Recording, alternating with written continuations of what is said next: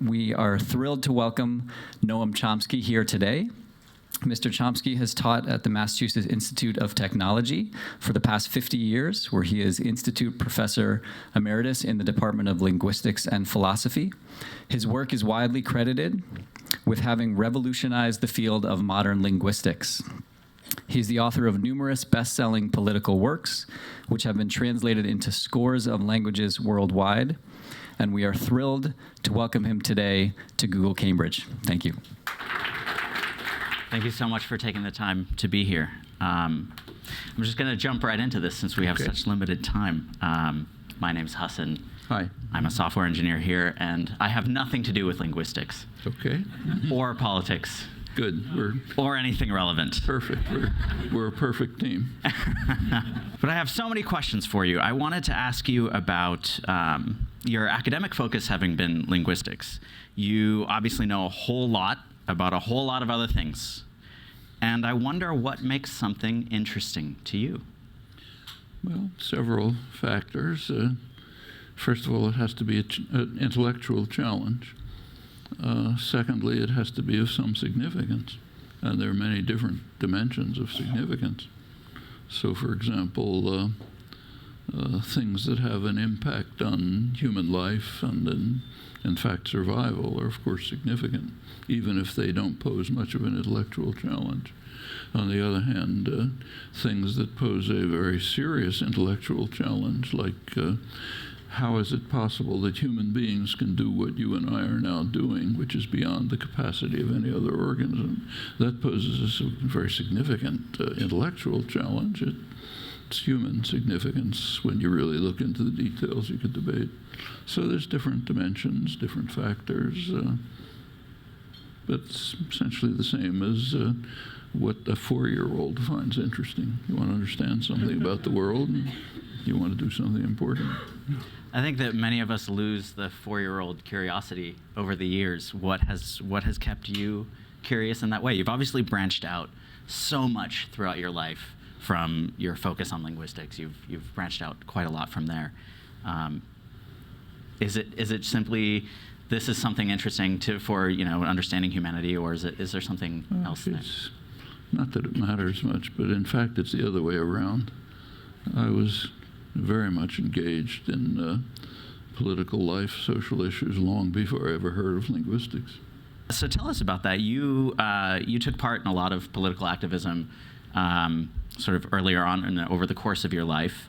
How did you get started with that? What was the drive for that, and what drew you to it? I grew up in the 1930s, which was quite an interesting period. In some ways a little bit like today, in other ways quite different. Objectively, it was much harsher than today. So conditions during the Depression here in the United States were much worse than they are today. Subjectively, it was a much more optimistic period. Today, it's kind of striking to see the anger, hopelessness. I get a dozen letters every night from mostly young people saying, the world's awful, what can I do? It's hopeless. Then it was pretty different, not over the whole country. If you were an agricultural worker fleeing the Dust Bowl, it was pretty awful. But in the circles that were my own milieu, which was mostly first-generation immigrants, working class, at the time mostly unemployed, part of the very lively activist, militant, working class culture of the time, it was pretty hopeful. There was a sense somehow we can get out of all this through solidarity, through working together. There was an educated community, even people who'd never gone to a couple of years of elementary school, but discussing the latest varieties of Freudian psychoanalysis, the last concert of the Budapest String Quartet, and so on. That was worker education took place, a lot of it through the unions. It was just there was a sense of hopefulness, expectation, solidarity. We can do things. There was a moderately sympathetic administration, very unlike today, and it was possible to have some achievements which didn't end the Depression, but softened the edges and made it look as if we can create a better future. So objectively, much worse, but subjectively, much better. And then, of course, in the background was what was happening in Europe, the spread of fascism, which was very frightening. I'm old enough to remember listening on the radio to the Nuremberg rallies and Hitler's speeches. I didn't understand the words, but there was no mistaking what it meant. And of course, actually it's kind of ironic, I guess, but my wife and I happened to be in Barcelona at the time of the November 8th election. And the attitude in Europe was the roof is falling in.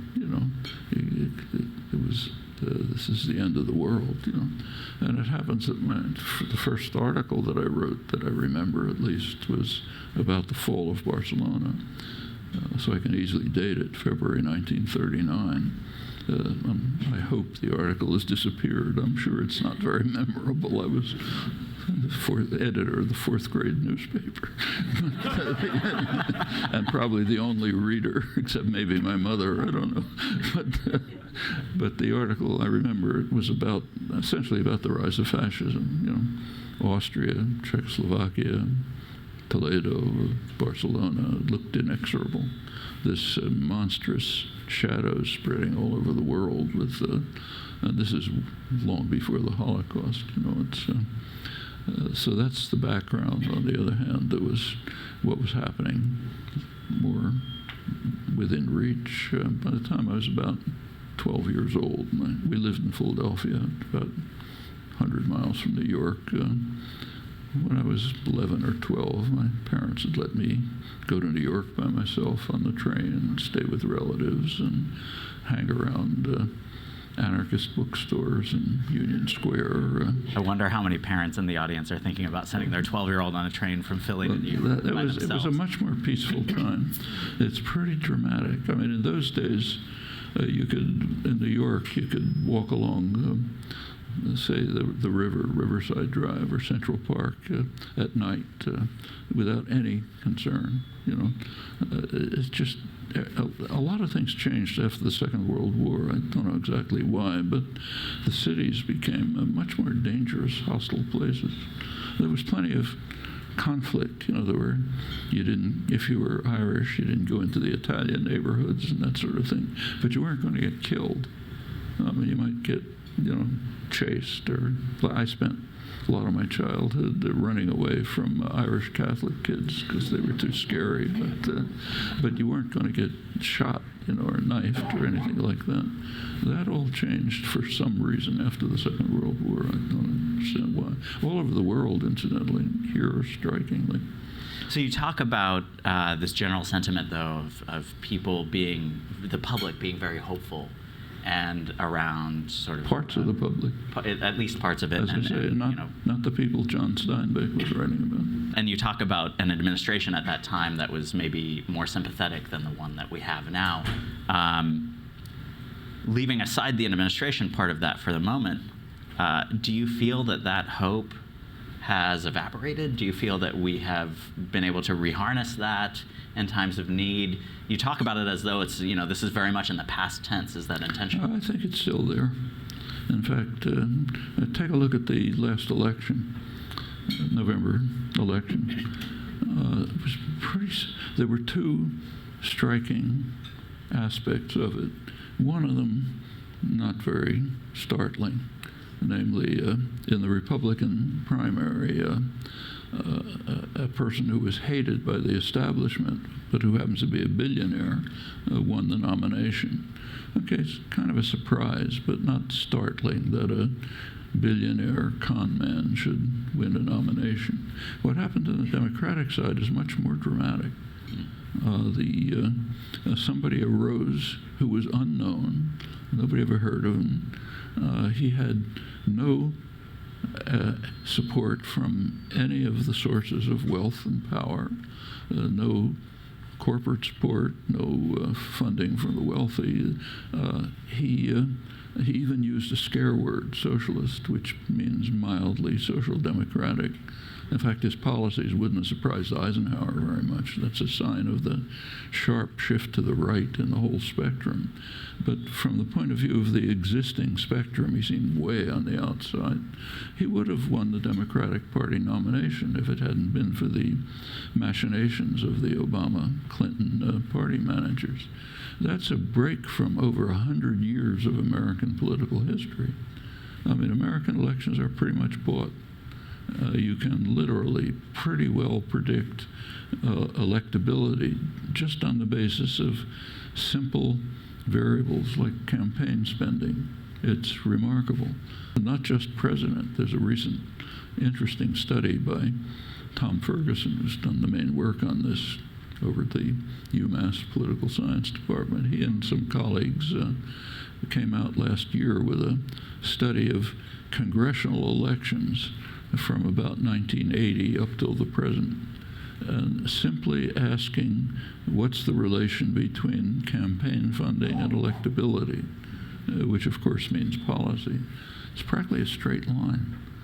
Just don't get results like that in the social sciences. It's startling. And the same is true of the presidential elections. And it's been known for a long time.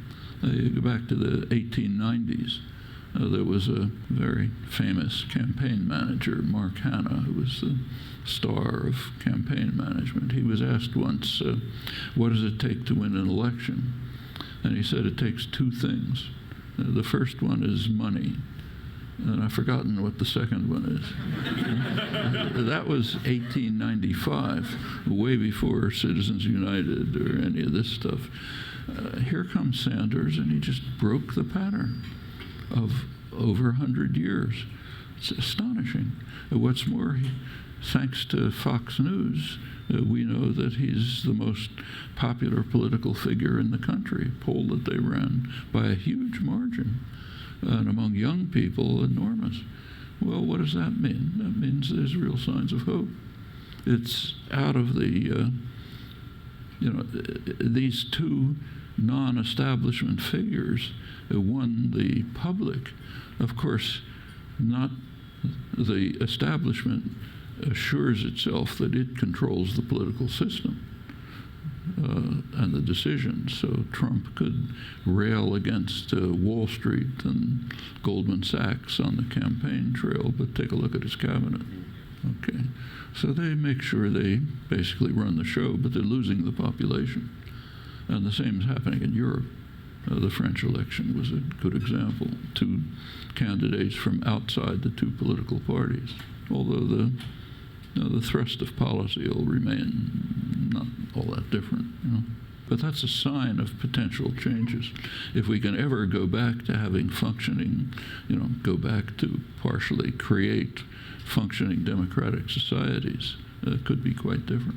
So stepping back a moment then to the political activism in your life, what do you remember out of your career, let's say, in political activism as being some of these are the moments that were defining for me? Well, what was defining for me was things like, those of you who know New York City, in those days, Union Square used to be a kind of a center of radical offices. Freie Arbeiterstimme, for example, the Yiddish anarchist movement had its offices there and others. And if you went down 4th Avenue, which is now all gentrified, there were small bookstores with a lot of them run by European emigres. A number of the ones that kind of gravitated towards were refugees from Spain, people who fled from after the crushing of the anarchist revolution in 1937. And I picked up all kind of pamphlets, understanding. I learned a lot of things which are just barely getting into the news now. For example, you can read books now which point out somewhat misleadingly that in the 1930s, theoretically, the United States the Roosevelt administration was following a policy of neutrality. They don't support either side, the fascists or the republic. In fact, they were supporting the fascists. And I learned it in 1939 from reading pamphlets and left-wing literature and others, which exposed the fact that the Texaco Oil Company, which was run by an outright Nazi, didn't even hide it, had contracts with the Republic to supply oil. In the middle of the conflict, he shifted. He started supplying oil to the fascist forces, to Franco. There were questions asked. The State Department denied it. It turned out to be true. It was reported in the left-wing press. And oil was the one thing that the Germans and the Italians, the fascist countries, couldn't supply the Franco's forces. They didn't have it, so they needed it. And Roosevelt and the State Department pretended they didn't see it. Only the small left-wing press saw it. It was later kind of conceded. It's now kind of pretty much, in scholarship at least, it's sort of acknowledged a few years later. But I knew that in 1939, just from hanging around left-wing offices. And you could see what was going on. The administration, Roosevelt, was very bitter and angry when they found an American businessman who had sold a couple of pistols to the Republic, violating the Neutrality Act, big condemnation. And meanwhile, the major oil company was breaking its contracts with the Republic and shifting them to the fascists. Well, that's an educational experience. I also learned things about the war in Spain. I mean, it wasn't just the Republicans versus the fascists. There was a popular revolution in 1936, a libertarian revolution, which was pretty successful, and it was crushed.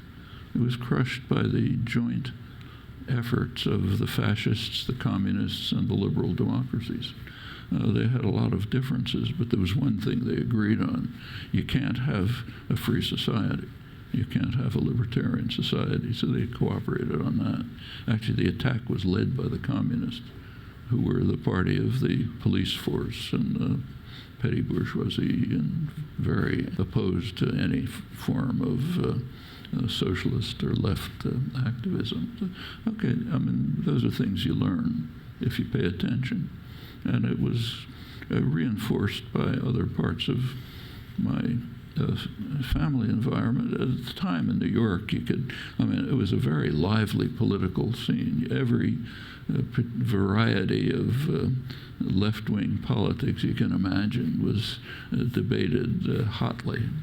In fact, there's a friend of mine who's a philosopher at Columbia who told me recently that he and his wife got a place up in the Catskills to hang out in the summer. It turns out there's retirement communities there. He said the people in the retirement communities are still debating which brand of Trotskyism was right. The same arguments they were having in the 1930s.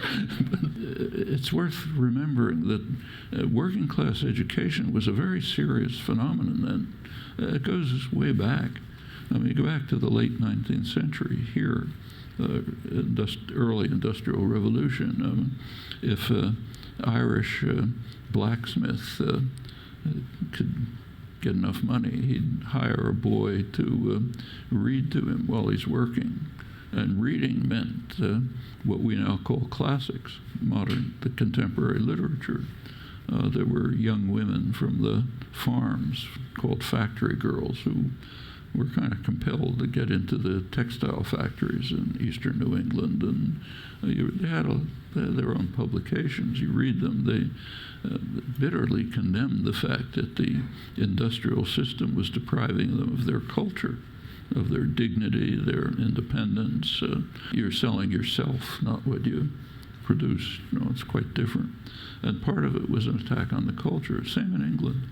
Actually, is a massive study, an interesting study by a guy named Jonathan Rose of the reading habits of the English working class. And it turns out his own conclusion is they were better educated than the aristocrats. They didn't go to may not have gone to school. Certainly didn't go to Oxford, but they were the working class. The rising working class had its own institutions of education and culture, which was significant. A lot of that has been destroyed. That's in all kinds of ways. Google doesn't help. But, that's another story. Happy to do our part. So I ask you about political activism, and you talk about learning a lot. What part of that is?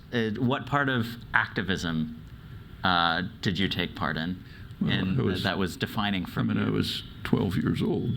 Not a lot of activism, but actually the kind of activism I was involved in mostly in those years was within what was. It's now called anti-Zionist. At that time, it was Zionist.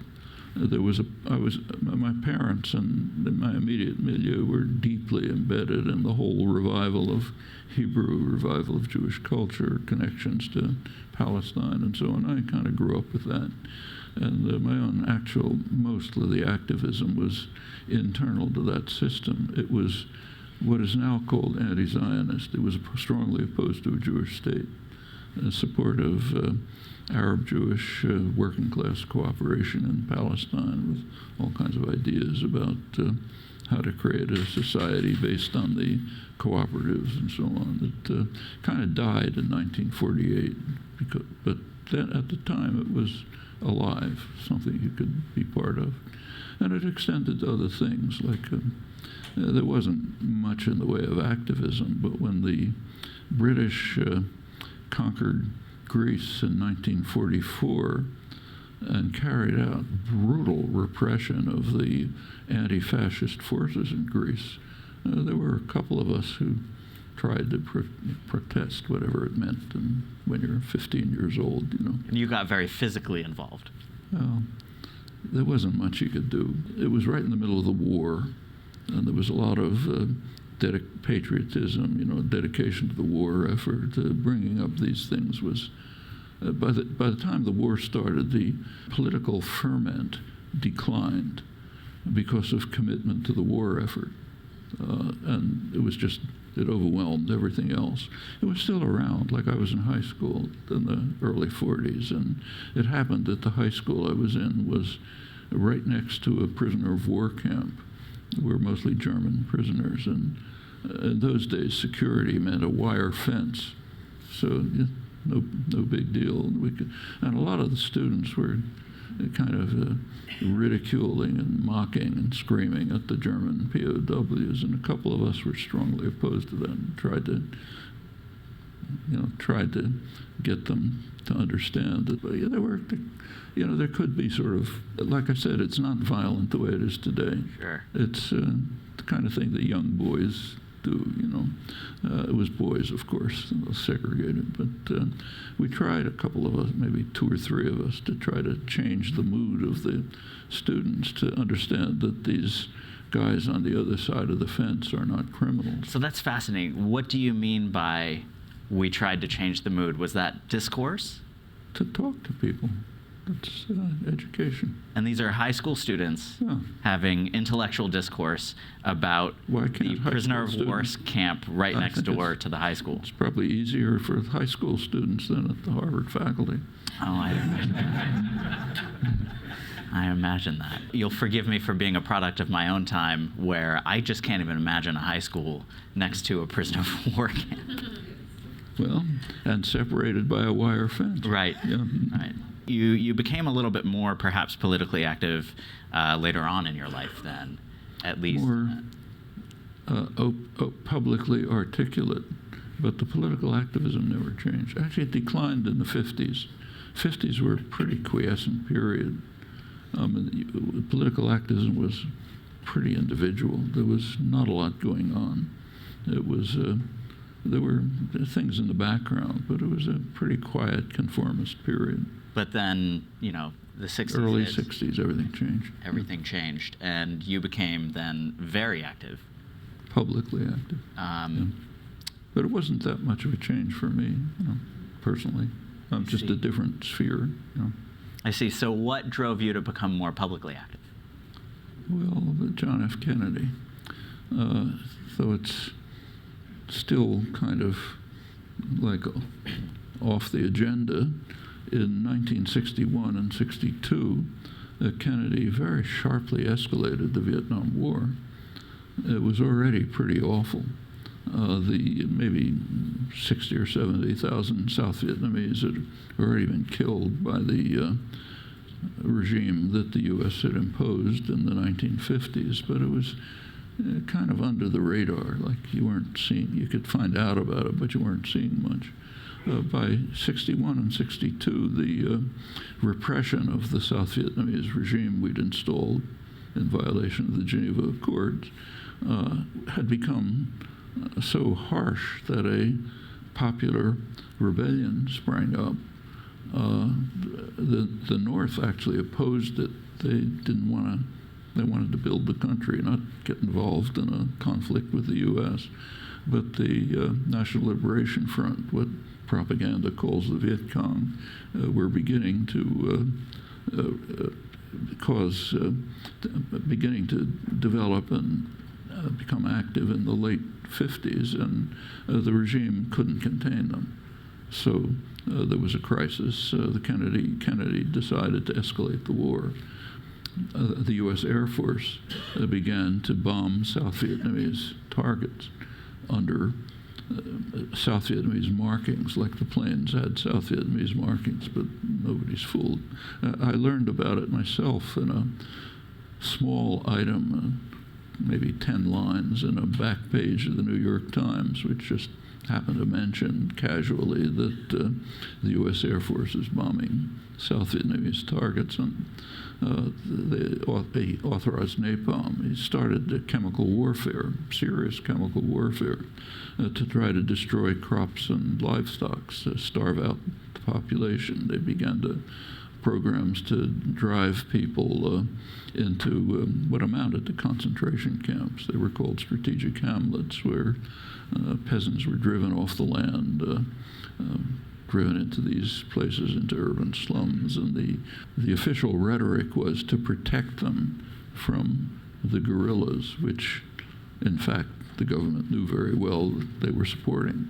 It wasn't widely reported, but if you looked carefully, and from my own experience back in the late 30s, early 40s, I knew that you really had to look carefully. You don't take a look at the headlines. You have to put together what's lying behind them, like the Texaco story. And it was pretty clear that there was a sharp escalation of the war going on. So I did try to become active. What being active at that time meant giving a talk to a couple of people in somebody's living room, or maybe in a church where there were 4 people, the minister who was mildly sympathetic, some drunk who walked in from the street, another guy who wanted to kill you, and maybe one person who was sort of... Sounds like a great way to start a movement. Yeah, that's what it was like. It later changed, but it took years. I mean, it wasn't until right here in Boston, if those of you who are old enough may remember, but in Boston, which is a pretty liberal city, the first public demonstration against the war was in October 1965. Internationally, that was an international day of protest was called. So we decided we'll take part in it. And there was a march from Harvard Square to the Boston Common, and supposed to be a demonstration there. I was supposed to be one of the speakers. It was violently broken up by counter-demonstrators, a lot of them students. There were a lot of state police, which is the only reason we didn't get killed. Nobody could hear the speakers. It was impossible. Take a look at the Boston Globe the next day.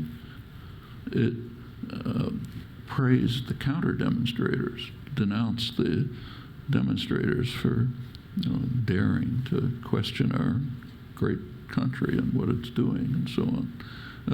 March 1966 was the next International Day of Protest. we realized we couldn't have a public demonstration, so we had a meeting at the Arlington Street Church. Church was attacked. Again, tomatoes, cans, so on. But at that time, there were already a couple 100,000 American troops rampaging in South Vietnam. It took a long time, and the country was practically destroyed. At that time, Bernard Fall, who was actually a hawk, but was a highly respected and serious military historian and Vietnam specialist by the U.S. government. He was the one non-government specialist who was respected rightly. He was a hawk, but he cared about the Vietnamese people. And he was writing at the time, 66, 67, that he wasn't sure that Vietnam could survive as a cultural and historic entity under the most savage attack that any region that size had ever suffered. At that point, you're just barely beginning to get some visible protest. It's changed a lot. The country's become much more civilized since then. By now, the opposition to aggression and violence is far more widespread. Governments just can't do what, like, say, the invasion of Iraq is the first time in the entire history of imperialism that there was massive protest before the invasion actually took place. And it was pretty horrible what happened. I don't have to go into it, but the Bush administration could never contemplate what the Kennedy administration just did without any second thought. The public has just changed too much. So over your extensive career in being an activist in many different veins, obviously you've learned a lot along the way. And it's useful to share information with the world as you do. Let me give you one example, which is kind of interesting. Maybe 30 years from now it'll enter awareness. But take the Texaco Oil Company and the Spanish Civil War. That was repeated under the Clinton administration. Virtually the same thing. Under the Clinton, there was in Haiti, for the first time in its history, there was a free election in 1990, and it was won by a priest, Jean-Baptiste Aristide, who nobody paid any attention to. He was supported by people who were considered not worth looking at, urban slums, rural areas, a lot of grassroots activism, and everyone's surprised he won the election. They expected the U.S. candidate would win, Marc Bazin, a World Bank guy, but Aristide won the election, and he instituted the main question is, when will the military coup take place? It took out seven months later. It's quite interesting what happened, but a military coup took place. Vicious, brutal terror began. The U.S. actually tacitly supported it in many ways. 1994, the Clinton administration decided, okay, enough terror had taken place so that the population subdued. We can now allow the president to return. The eve of there was a Marine landing in 1994. Everyone paying attention to it. It was quite public.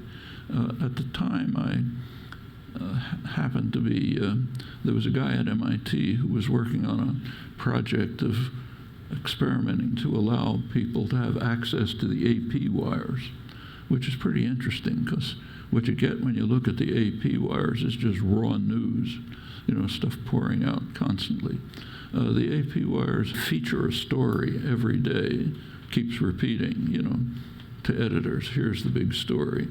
The day before the Marine invasion of Haiti, the big story was the Treasury Department concedes that the Texaco Oil Company has been providing oil to the military junta, while the CIA and the Clinton administration were denying that any oil was going to them. Well, I was going to write an article about it, but the article that I would write would come out 2 months later. So I figure it's not even worth mentioning this. It'll be public news. Still not been reported. You know, those are the things that happen in the world if you pay attention. So you've obviously been very successful in sort of reporting on these types of things and raising awareness, and that has been one avenue for your activism. I wonder, is this intrinsic to who you are or how you approach knowledge? Why aren't there more Noam Chomskys in the world? Well, I think there are plenty of them. For example, why is Bernie Sanders the most popular figure in the United States, political figure in the United States by a huge margin? Where are those people who pick him as the most popular person? I mean, they may not be well known, but they're there. I should think that as a percentage of the rest of sort of the people out there who are active in the same way, very few of them are as educated as you have made yourself. I'd be surprised. I mean, when you go to, people may not know things about the whole world, but they know things about their lives and the situation that they're in. Take a look at polls.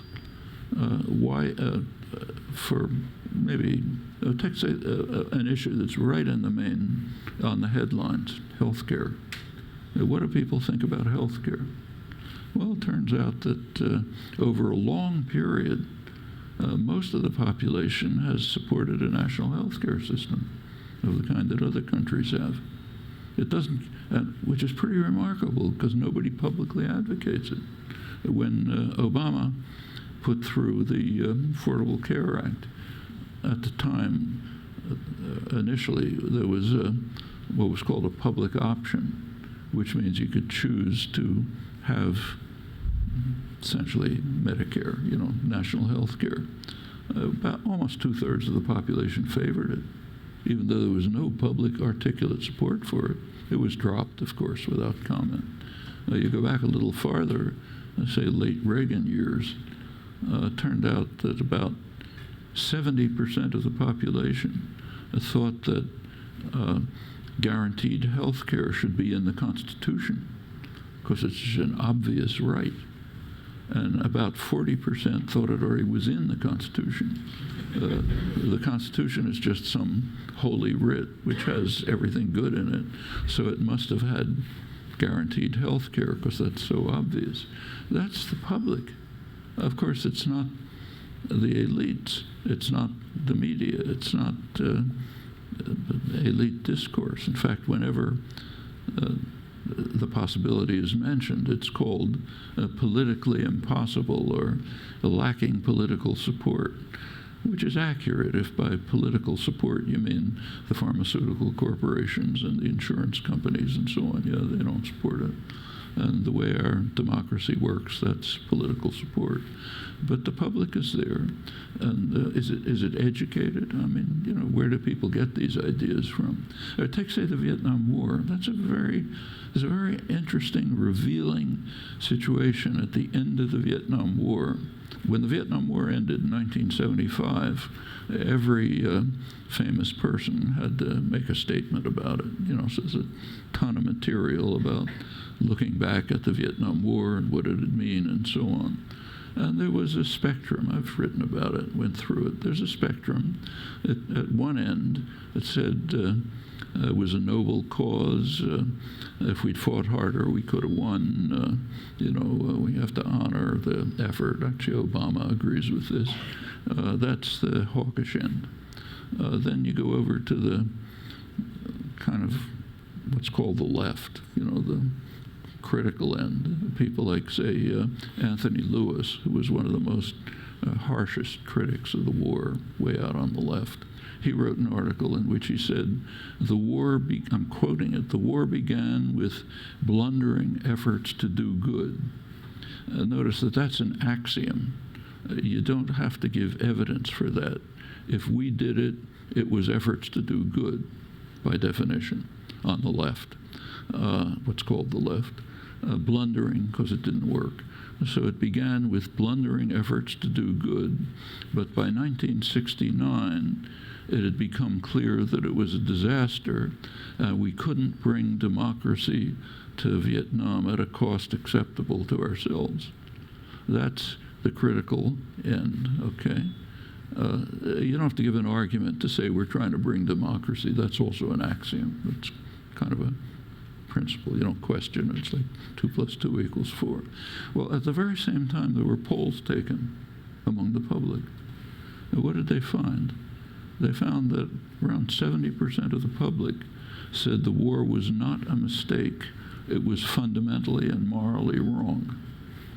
And that went on as long as the polls were taken, till the early 80s. Now, the people who were running the polls, good liberal academic political scientist, he did comment on these results. And he said, well, what it means is that people were opposed to American soldiers dying. Okay, maybe that's what it meant. Maybe it meant they thought it was fundamentally wrong and immoral, as they said. But that concept is just kind of inconceivable, you know. So it's, but that's the public. Were they educated? Well, I'd say they were more educated than the elites who were writing, the educated elites who were writing the articles. So switching gears for a moment, it's easy to find a lot of material on you speaking either online or you know, articles that you've written about egregious wrongs in the world and, you know, the historical background for these types of things. You have a lot of context for that. I wonder, how do you stay sane knowing how much room for improvement there is? Where's the levity in your life? And can you tell us a joke? I've looked. I already told you a joke. Mark Hanna.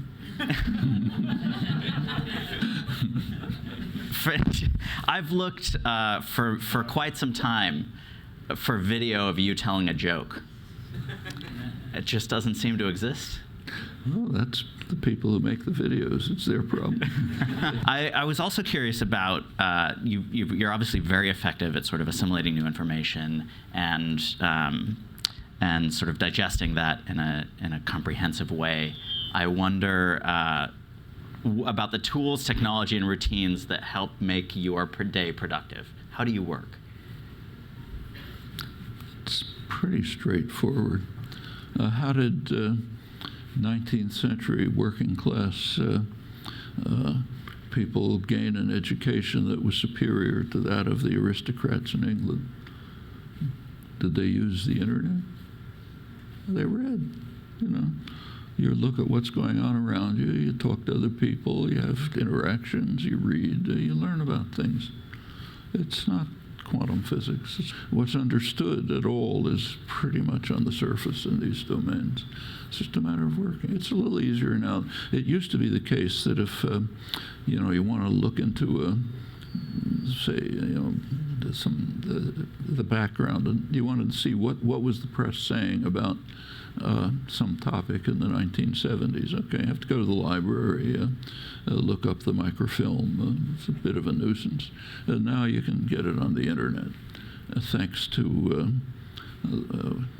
what we call the free market, which means the taxpayer putting huge amounts of subsidies into developing the high-tech system of the next generation, which is handed over to private corporations for marketing and profit.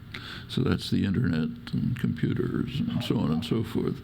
So now it's a lot easier than going to the library and looking up the microfilms, but not that different. I mean, the change from no libraries to libraries was a much bigger change than from libraries to the internet. In fact, similarly, the change from sailing ships to telegraph was a much bigger change than speeding up communication by a couple of milliseconds with some new technique. You know, so it's a little easier now, but not fundamentally different. So this next question came in from Rakesh Shah. I apologize for the pronunciation there, from India. In an interview in 2012, you mentioned that artificial intelligence is going in the wrong direction by putting more emphasis on statistical techniques to mine data. Where do you think it's heading now, and what steps should we take to make it sort of more meaningful to society? Well, I don't know exactly what that quote is from, but I mean, artificial intelligence, what's called artificial intelligence, which is just part of cognitive science, can, like any part of science, can go in two different directions. It can direct itself towards some engineering application which may or may not be useful, or it can go into trying to understand something about the world. Those are the choices. So take, say, the work that happens to interest me most on language. One thrust is trying to understand how it is that we can, for example, do what we're now doing. Okay, what lies behind that? What are the mental operations? Or what are the principles? How is it acquired, and so on? Okay, that's one domain. Another domain is how can we get something that's useful to give kind of a rough translation of an article in French into English, the Google translator. That's okay. I mean, I use it. It's fine. But it's a brute force engineering achievement. It doesn't tell you anything about how the world is working. It just says, here's something useful, like a bulldozer. I don't have anything against bulldozers. I think they're great. You know, a lot easier than digging with a shovel. But it's not intellectually. It's not an intellectually interesting achievement. It's useful. Okay. Have you driven a bulldozer? I mean, I haven't, but I dream to someday. I'd be scared. But I have used a shovel.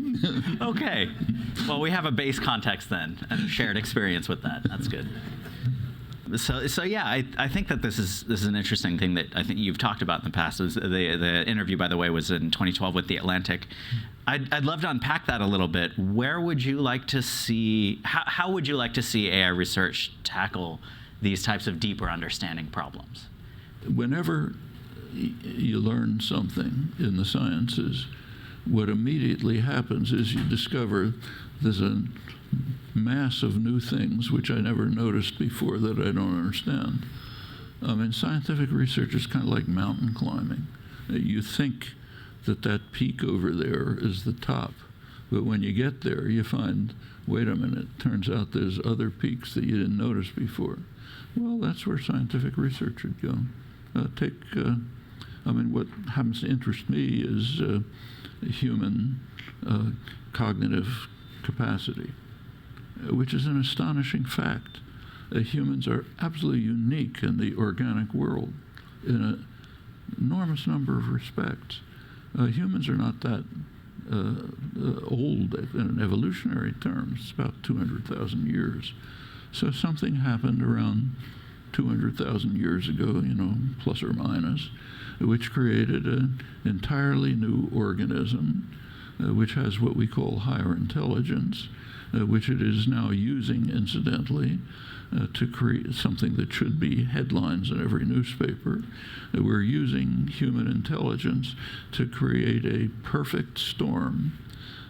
Since the Second World War, human intelligence has created means of suicide, self-destruction. The first is nuclear weapons. The Second World War ended with the nuclear age. It was obvious right at the time, I tell you personal experiences, that we had now, human intelligence had now devised the means to destroy everything. That's the nuclear age. We've barely survived it. It wasn't known then, but it's now known that at the same time, end of the Second World War, we'd entered a new geological epoch, what's called the Anthropocene, where human activities are having a severely destructive impact on the environment. Geologists have kind of debated its inception, but they've now more or less agreed, the World Geological Organization has agreed on end of the Second World War. So here we created two huge sledgehammers which are able to destroy us. In the 1970s, human intelligence took the next step. Let's destroy the means to protect ourselves. That's pretty much what happened as the period of what was called regimented capitalism shifted to the neoliberal era. The neoliberal era of the last generation is dedicated in principle to destroying the only means to defend ourselves from destruction. It's not called that. What it's called is shifting decision-making from public institutions, which at least in principle are under public influence, to private institutions, which are immune from public control in principle. That's called shifting to the market. It's under the rhetoric of freedom, but it just means servitude. It means servitude to unaccountable private institutions. The rhetoric, those of you who remember Margaret Thatcher, there is no society, just individuals, an ideal, not a description, but she may not have known it, but she was paraphrasing Karl Marx, who, at the period of the severe French repression, said the French repression is turning society into a sack of potatoes, amorphous class of individuals who can't work together, who are separated and atomized. That's the ideal of neoliberalism. Let's turn society into a sack of potatoes. Let's eliminate the institutions that might, in which engaged people might get together to try to deal constructively with their problems. Let's transfer it into the hands of unaccountable private institutions, which are devoted in principle to profit maximization, power maximization. Of course, that means undermining democracy. That's what's happened. That's why we see what's called, it's a bad term, it's called the populist uprising. There's nothing populist about it. It means anger, fear, hatred, discontent, contempt for institutions, a collapse of institutions, a direct consequence of the neoliberal economic policies, which have also led to stagnation or decline for the majority. Real wages have actually declined since 1979 when the program began. All of this is together, and put it together, what you have is human intelligence has created two means of destroying ourselves, and it has also been actively engaged in trying to eliminate the only protection we have against them. So it's a kind of perfect storm. That's what humans have done. How did this happen? How did we get this way?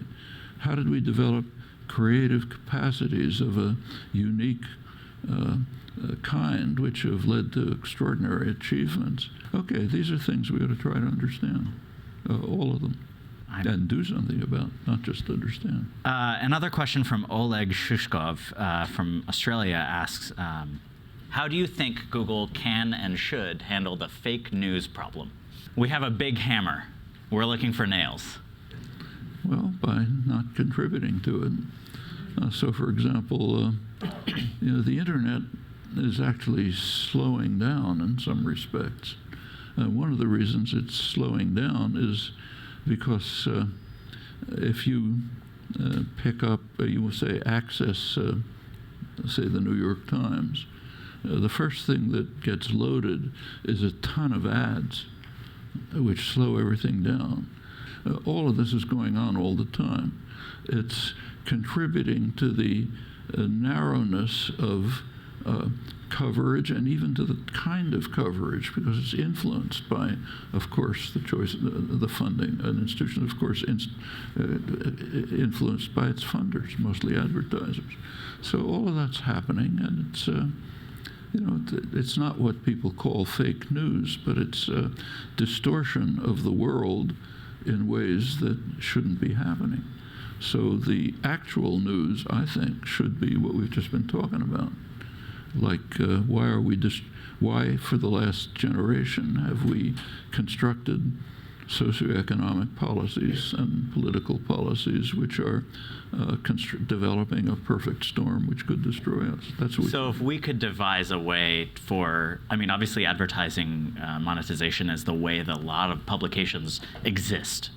And perhaps without it, many of those publications would be without the funding required to continue. That's not true. The period of the freest, most lively press in the United States was probably the 19th century, when you had a proliferation of all kinds of newspapers, ethnic, working class. I mentioned the factory girls. There were others. What happened in the late 19th century is in England and the United States, which also was similar, a shift towards capital concentration and advertiser reliance. And that has very sharply narrowed and changed the nature of media. Say in England, as late as the 1960s, the most popular, widely read newspaper was the Daily Herald, which was kind of social democratic. The tabloids in England, which are now monstrous, were labor-based newspapers. Pretty interesting. They succumbed to the consequences of capital concentration and advertiser reliance and became quite different. Similar here.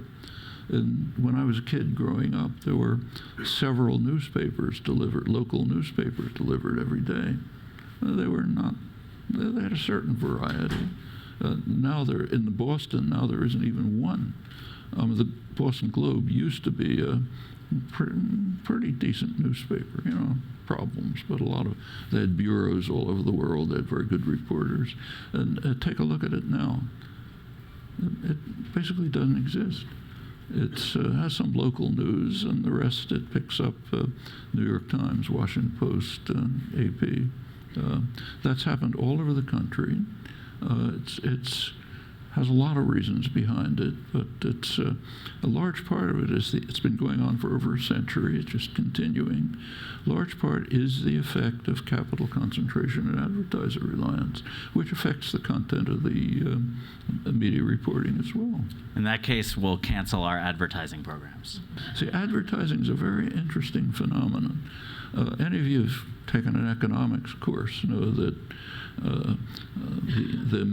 the beauty, the marvels of the market that we're supposed to admire and worship are because a market is based on informed consumers making rational choices.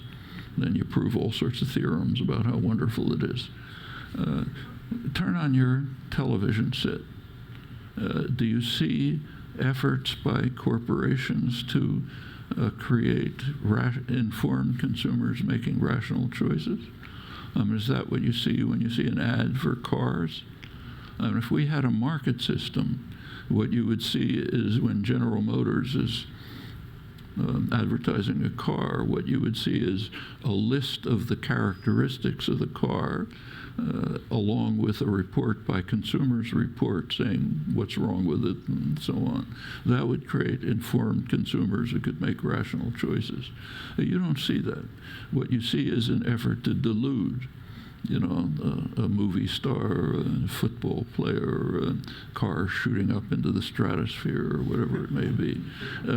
Huge amounts of capital are expended every year to try to undermine markets by creating uninformed consumers making irrational choices and driving them to consumerism, which atomizes rather than serious things. That's what ought to be taught in economics courses. Massive efforts by the business community to undermine markets. It's not deep. We all know it, but we just somehow don't think about it. And that, just as we don't think about the fact that the marvels of free enterprise, like computers, the internet, and so on, were created by the taxpayer at public expense in places like MIT, right across the street. So I wish we could go on forever, riveted, but unfortunately we're out of time. Thank you so much for coming. The one thing I will say, though, is that it's not every day that a non-Googler gets to sit in a room full of people who work at Google and are software engineers and are advertising experts and are market experts in different fields. Do you have anything that you'd like to ask us?